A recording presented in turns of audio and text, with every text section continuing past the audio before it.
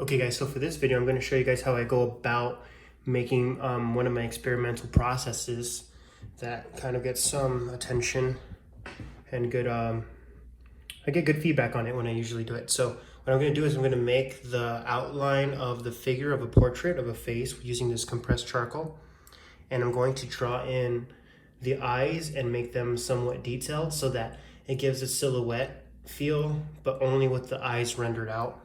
And which I think that people are drawn to that because you can see a lot about a person through what their eyes look like. Some people say that it's the windows to the soul, and for good reason. You can see a lot of emotion through eyes. So let's get into it. So compressed charcoal, I'm gonna go right into the edge of the shoulder.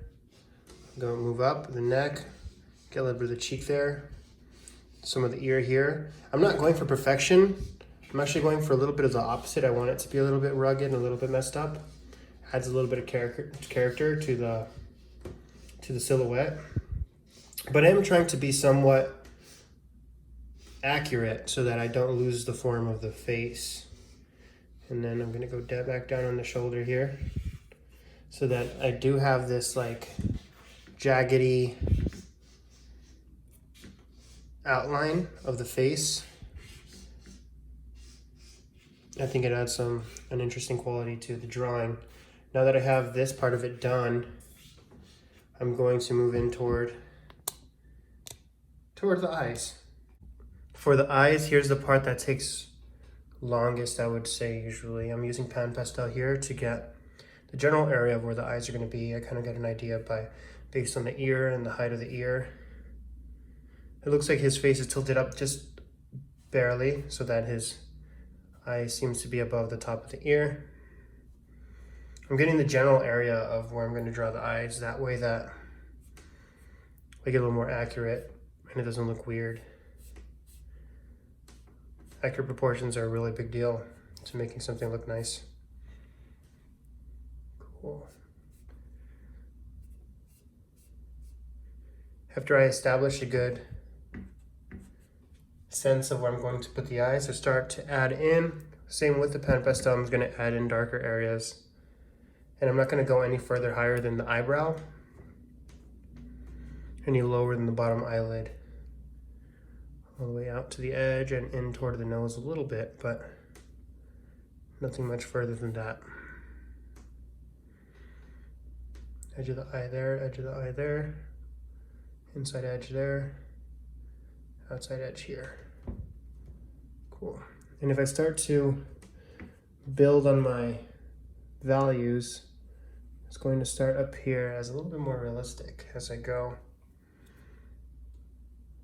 But I'm not going to go down into the details just yet. You kind of got to build on what you have laid down already. That way you get a better effect. And you know, if you render too early, you're going to have weird proportions and it's going to just look like a polished turd. That's what my art teachers used to tell me. Polished turd in high school. You don't want to do that. Because everybody loves rendering, right? Making all the details look nice, but it is not common enough for people to pay attention to how they're drawing the basics and the forms before they get into that detail area. I think that's what separates a lot of the amateur artists from the more seasoned, I would say, draftsmen. Yeah, so we're getting somewhere. Now that I have a decent idea of where everything is going to be, I'm taking the kneaded eraser, starting to bring out some of those highlights, shape the pupils.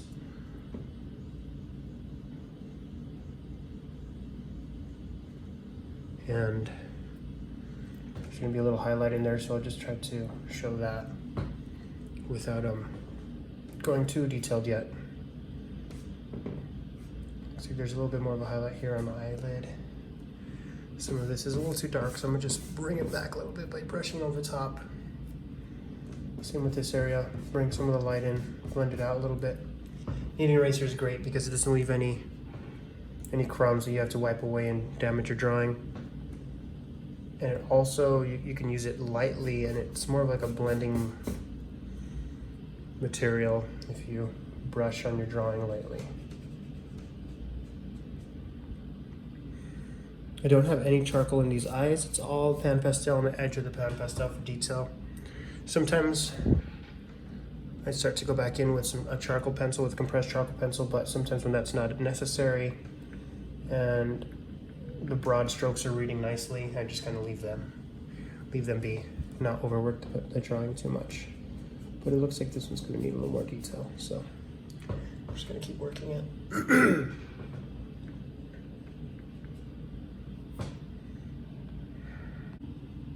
Going in a little closer with the camera angle.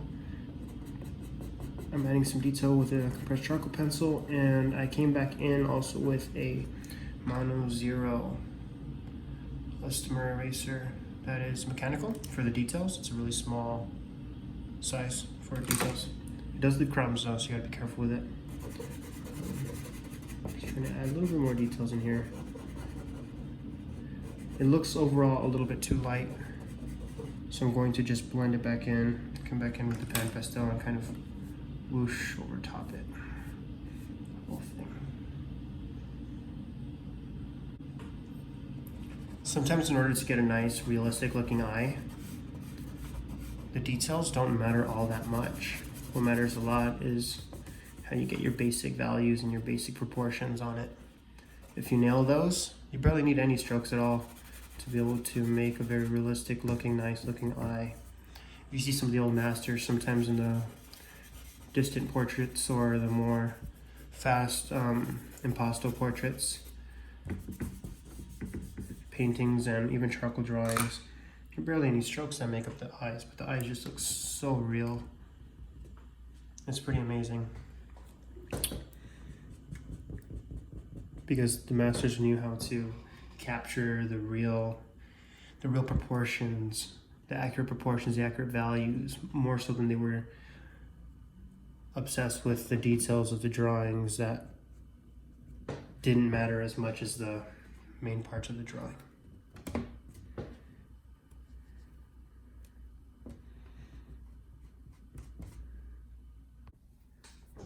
I'm just touching up the outside edges. I think the head needs to go a little higher in this area.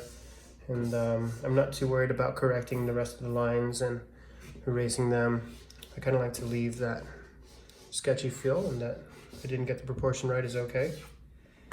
So then correcting that silhouette before I complete this piece. I might go a little deeper here. Like that, there we go. Yeah. So I'll end up keeping it like that. Thanks for watching.